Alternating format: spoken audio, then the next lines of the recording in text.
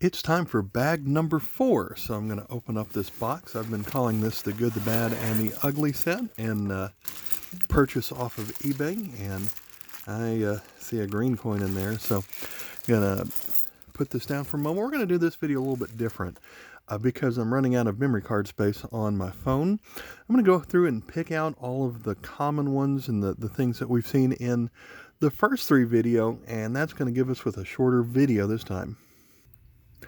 Alright, so here are the ones that I think are a little bit interesting, or at least the ones that are not quite as common as what we usually see.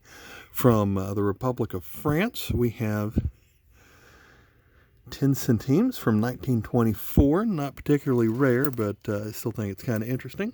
Here is a coin from Bahrain. That's going to be a 50 for the denomination, or the amount there, and they have the 1 palm tree look for a coin from 1970. From Mexico, here is a 1,000 peso from 1988. Today, this has been demonetized, but it would have an exchange value of about 10 cents today, 10 United States cents. Here's a Mexican coin that you don't see all that often. It is the 25, or 25 centavos from 1964. I guess that's a 64, not an 84. So, yeah, that's one you don't really see every day. I thought that was kind of interesting. From the Philippines, here's a bimetallic coin from 2004. It's going to be the 10 peso, and let's see if we can get that close enough that I can read the names. Andres Bonifacio is the bottom name, and Apolinario Mabini is the top name. Flip it over, and we've got the Central Bank of Philippines, which was established in 1993. The coin was not minted in 1993. Here is we did have an ancient coin show up earlier. I don't know if this is ancient. I don't know if it's silver, but if it is ancient, it probably is silver. But it's so well worn, it could be a coin that's a little bit newer that's just well worn. And I see a couple of letters right there. So this is probably not going to be an ancient coin. It's just going to be probably a heavily damaged coin. For all I know, that might be like a mercury dime or something like that, and you just can't tell what it is. From the Netherlands, it's going to be a World War II era 1 cent, 1941, made out of zinc. From Norway, here is a 50 ore coin from 1974. I like their vertical lion holding an axe. And while we're looking at this one, there's another coin, also another lion holding an axe. So this is the same country, but this one's going to be the 5 ore from 1973. Here we have a Greek coin. This might be Aristotle. I don't remember for sure, but this is going to be a 5 drachma from 1976. Next up from Spain, we have a CN 100 pesetas. So this would have had an exchange value close to $1 before it was demonetized. So 1988 with Juan Carlos I, King of Spain.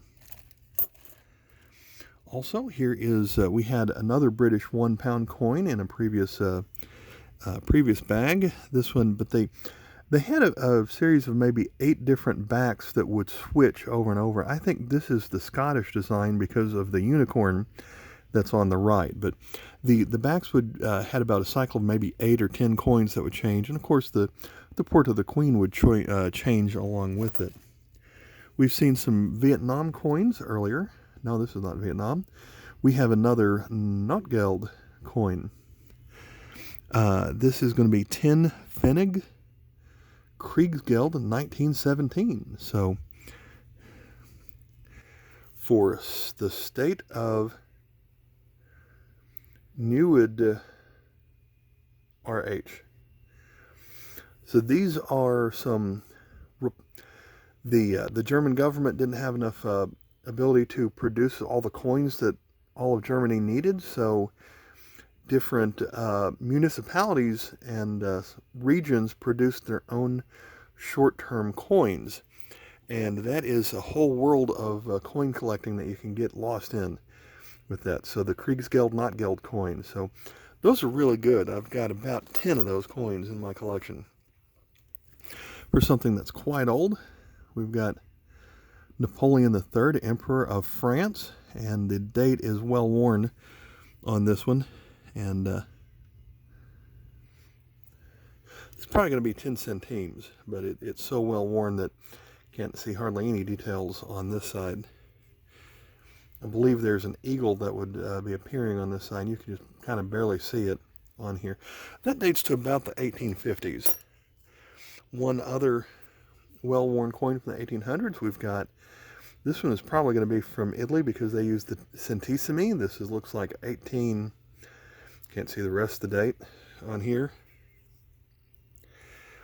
And Vittorio Emanuele II, so definitely Italy. And I'm thinking that's about the 1870s on there. So two larger but very well-worn copper coins. From the Soviet Union, here is a 3 kopeck from 1974.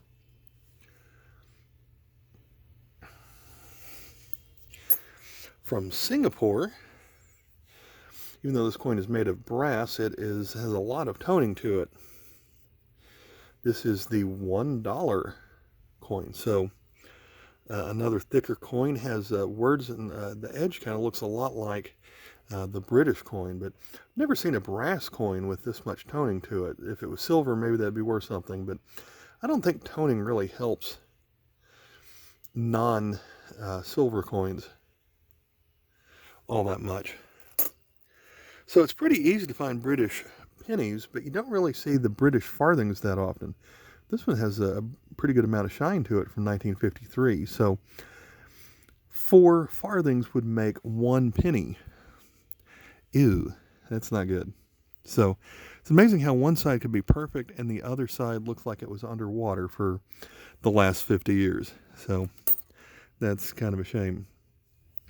Here's another coin that's in kind of poor shape.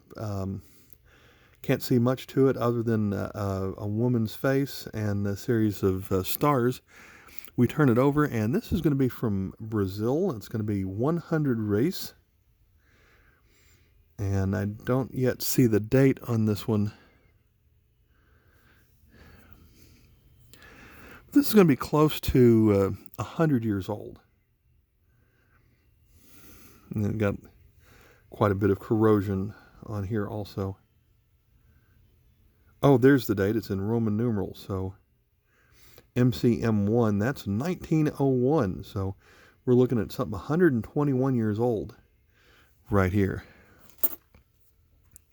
Next up, we have an uncirculated coin from the Bahamas.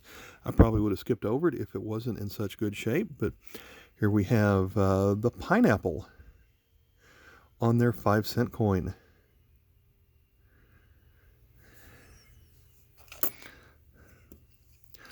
From Indonesia, 1978, we have 100 rupiah.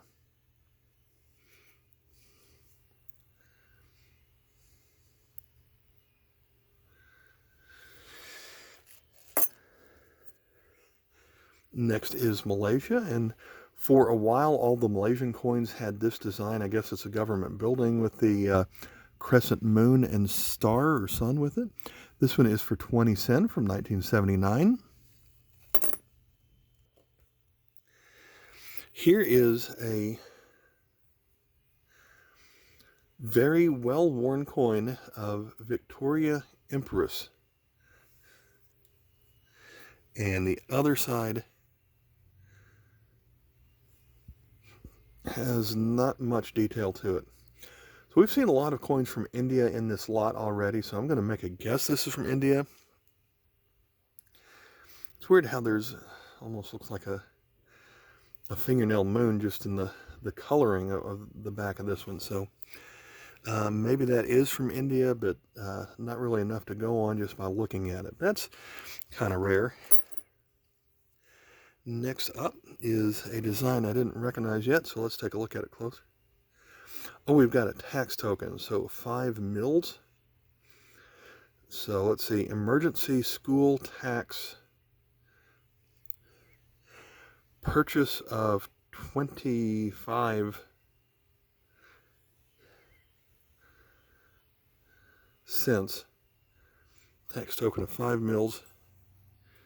And do we have a, where's this from? New Mexico, Bureau of Revenue, 1935. So a mil, a cent is 100. If you talk about numbers, a 1 mil is 1,000th. So 1 mil is 1/10 of a penny. So 5 mils would be about half of a cent, which is where that comes from with the tax tokens. But here is the real treasure from this. And this is going to be, we've had several other India princely states show up in this lot where it's going to take some digging to figure out what this is, because there's no identifiable marks to someone that speaks the English alphabet on here. And I'm just assuming this is an Indian princely state based on some of the other things that we've seen in this lot so far. That is certainly an unusual find. And once I finish going through all of these coins, and a few weeks from now when I figure out what this is, I'm probably going to have to make a follow-up video just explaining all the strange things that I find in all 5 of these bags. So that's all for this video. That was the last coin out of here. Time for one more video to go through this lot, which cost less than $10 a bag. All right, thanks for watching. Bye.